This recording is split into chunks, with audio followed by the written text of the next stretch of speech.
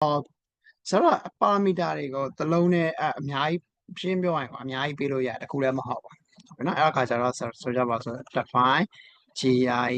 grade ပေါ့နော်ထားပါဒီထဲမှာ name 1 name 2 name 3ပေးလိုက်မယ်ဒီမှာနော်ဘယ်လောက်ပေးလိုက်ပြီလဲဆိုတော့3ခုပေးလိုက်မယ်ဟုတ်တယ်နော်3ခုပေးလိုက်အဲ့အခါကျတော့ဆိုဒီမှာ print online ဆို out string သုံးပြီးတော့မှကဲဟုတ်ပြီအဲ့ဒီနေရာမှာhello ပေါ့နော် okay ဒီဟာလေးကိုဆရာတို့ copy ကူလိုက်မယ်ပထမအဦးဆုံးစာကြောင်းမှာတော့မလုပ်လိုက်မယ်ဆိုတော့ခါကျတော့ name 1ကိုထည့်လိုက်မယ်ဟုတ်ပြီနော်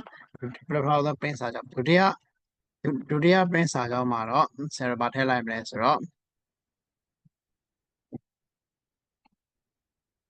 ဒီမှာ name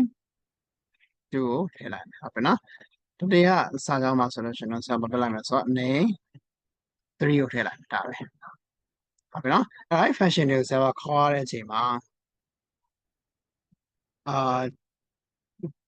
great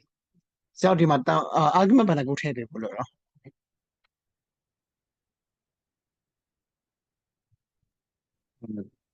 သုံးခုထည့်